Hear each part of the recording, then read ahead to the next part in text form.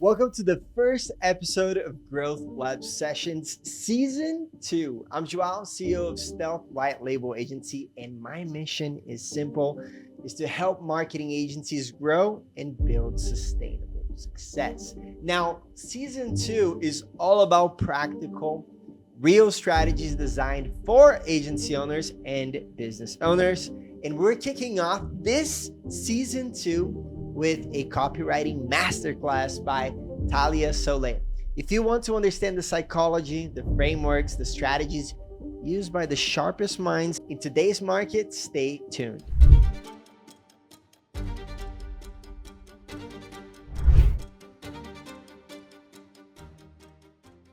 So you want to start out by your core values, right? Yes. And so that's like before you start writing or before you start any marketing campaign, you should start at the strategy. Who are you trying to appeal to, right? So I usually start everything with my ICP, right? Who are we selling to?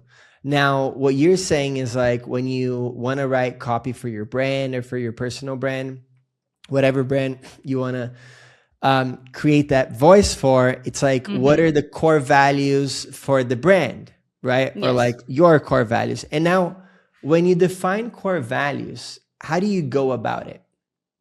Right. So this is something, again, I learned this at Cardone Ventures. Your core values is what you hire, reward, and fire for.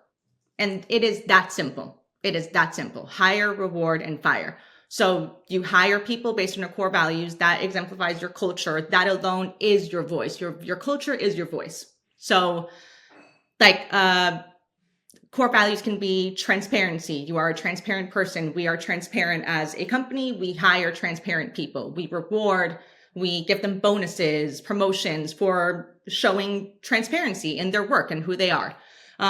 Results oriented. We want to see results. We're not just saying whatever. Like we are very results oriented business. We're another thing that you can do is alignment is huge. You can be, I think being aligned with the overall messaging is very, very important.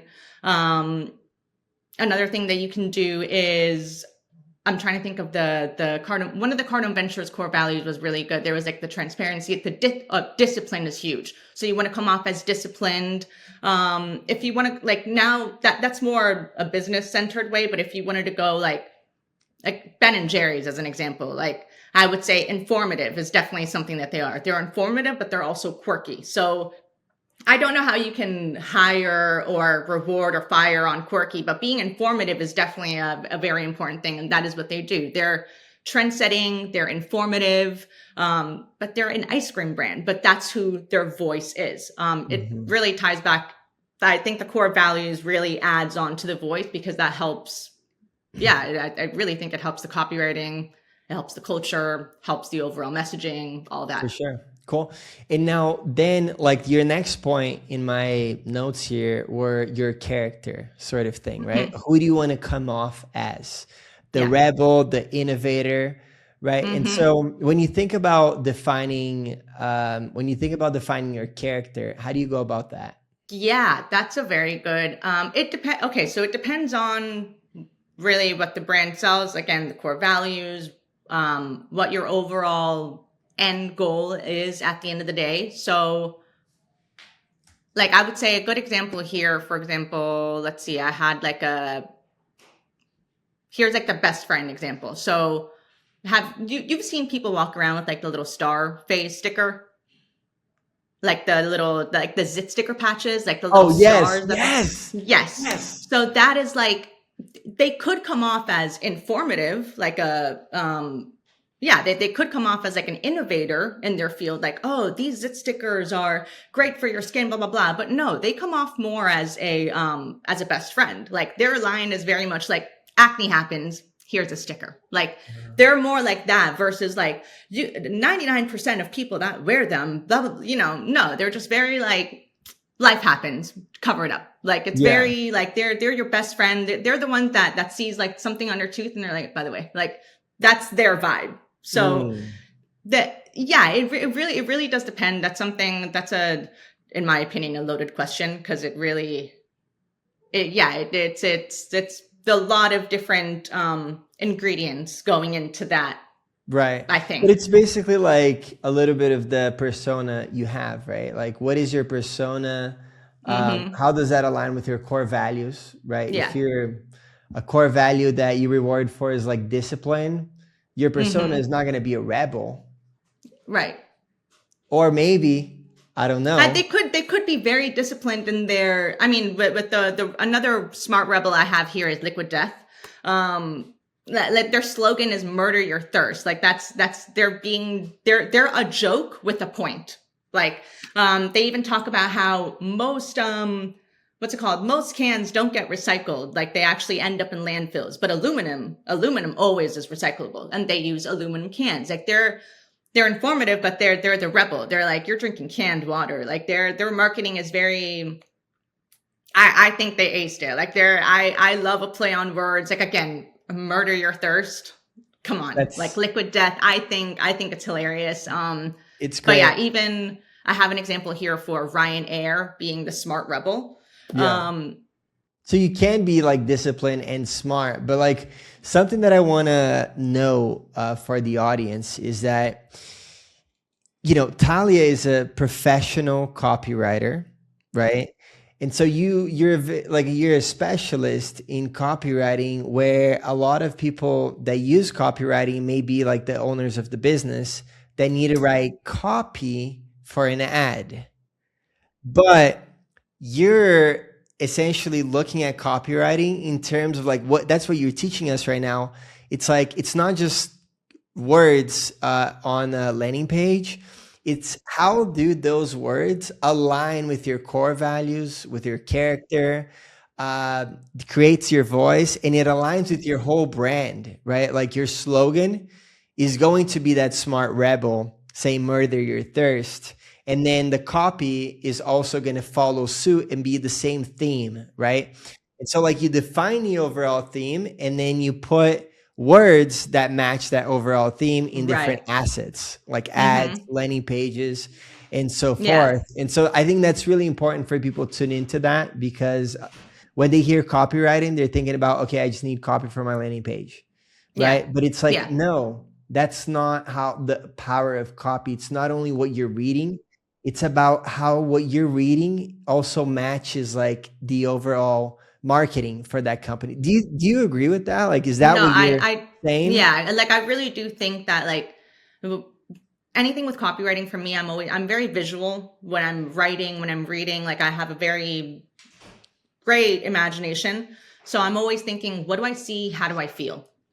If I don't feel anything, yes, I am an emotional buyer. I'm also a logical buyer. I go on Amazon Prime for logical buying. Like that's when I'm getting like if I need to get extra cat food or whatever it is. That's just like I know I need to get that done. But I'm a very emotional buyer. Like it has Mm, to pull at my heartstrings. And a lot right. of people are, whether they realize it or not. Like it's Yeah. you had said that like yeah, landing page copy that it all ties into it. It's very very important. But there was one thing I did want to say. I did. So one of my friends had this like online boutique. So I was helping her develop the brand voice, this and that. One way that we did that is we started with the core values, and then you can start with the about me or about us page. Core values, about us. Those are the two that should be like your main source of everything. Like just go back to that. Like you go back to your core values and your about us. It doesn't even have to be long.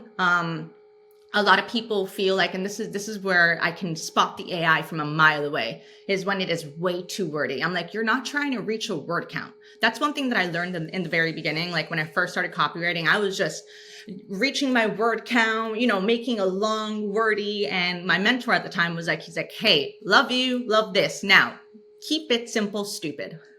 So number one thing, keep it Yeah. simple. I don't know if you watch The Office. So there's this one scene where Michael Scott, the main character, is getting explained something from someone in finance. He's not getting it. And he's like, okay, can you explain it to me like I'm 5? That is Mm, the key to copywriting. Can you right. explain it to, if a 5-year-old can understand it, perfect. Of course, again, there's nuances. If you're like a different, like an AI company or like I don't know, an engineering, those things are very different. But yeah, like for the most part, you should be able to explain it to someone like they're 5. And then one thing I might be skipping around here, but because I did mention the About Us, or the About Us page with the core values, one thing you do want to do also is write down what you would never say. That is like a really good way to go back and be like, okay, well, we wouldn't say that, so let's not say that. I think that brand copy and voice is very, very important. Of course, website, any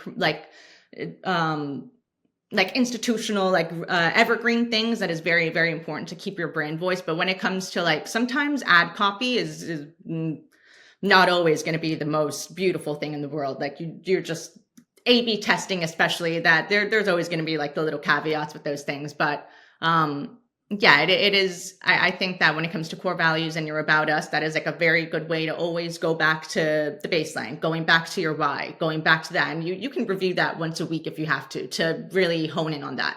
Right. And you can definitely use ChatGPT's help, not to write things for you, but to, like, if you want to write landing page copy, I would ask it like, hey, I'm trying to reach out to this demographic. This is their pain point. This is what I'm trying to sell. What format should I use? They'll give you that format. They'll get, like, ChatGPT will be able to give you like the best format that you want to use, the best layout, or however you want to call it. But that's what I would use it for. Not so much. You can use it for like grammar. How can I make this better? How can I make this shorter? What should I remove? If you enjoyed this episode, don't miss the upcoming ones where Talia dives even deeper into advanced topics to help you sharpen your copy, increase your conversions, and communicate with more clarity and authority. And if you're an agency owner looking to scale, explore our white label solutions at Stealth. With over 14 years of experience across 120 niches, we handle everything from onboarding to reporting, so you can focus on what truly matters: growth. DM Talia on Instagram at Joao, and let's talk about how we can help you scale with more control, more clarity, and better margins.